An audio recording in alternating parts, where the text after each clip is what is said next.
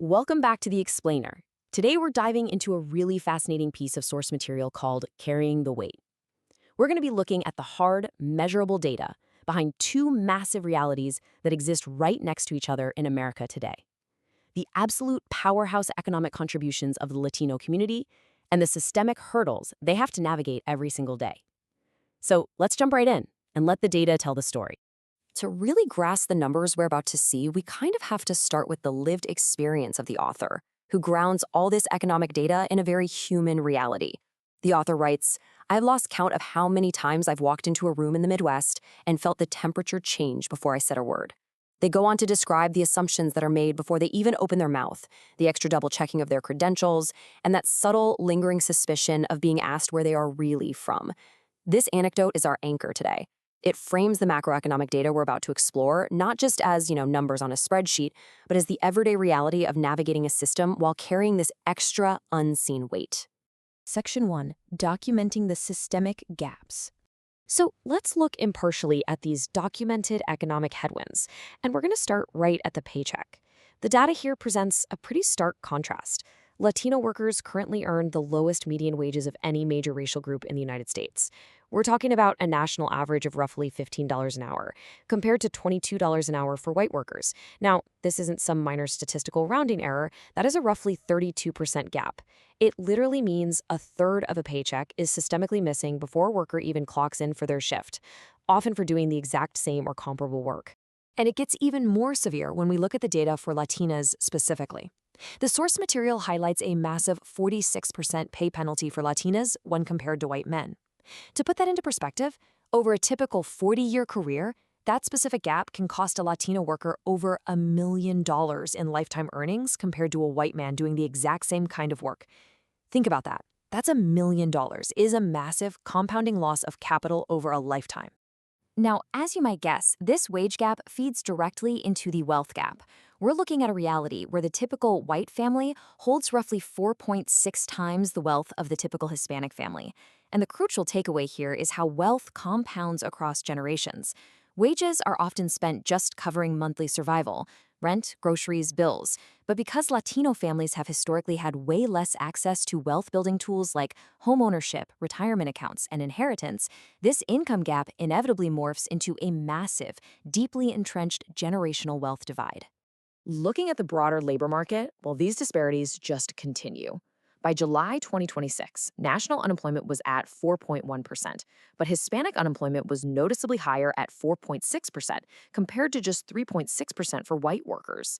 And historically, the Hispanic poverty rate has run well above the national average, hitting 16.9% compared to 11.5% overall. These aren't just one-time statistical blips. They are entrenched historical patterns that this community is having to navigate every single day. But, the data also shows us something incredibly hopeful. When targeted policy interventions are actually applied, take the expanded child tax credit, for example, the impact is just immediate and dramatic. That one specific policy cut both Black and Latino poverty rates nearly in half in a single year. It proves that these systemic gaps aren't some unmovable forces of nature.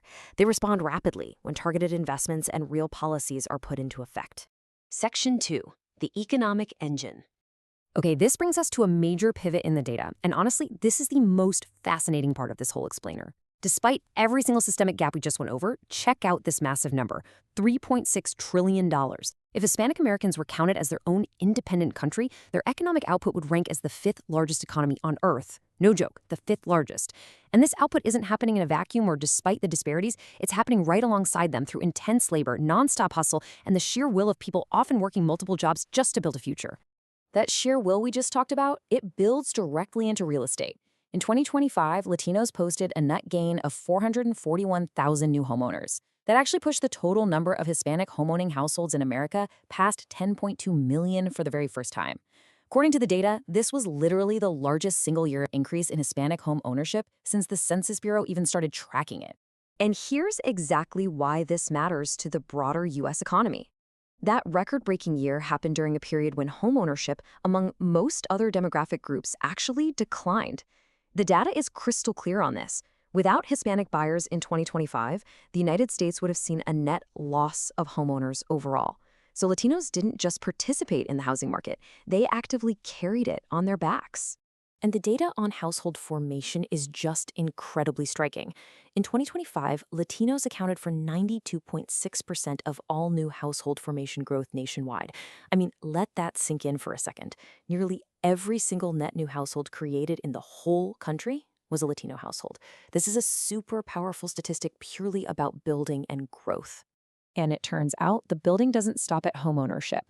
Latino-owned business formation consistently outpaces the general population year after year.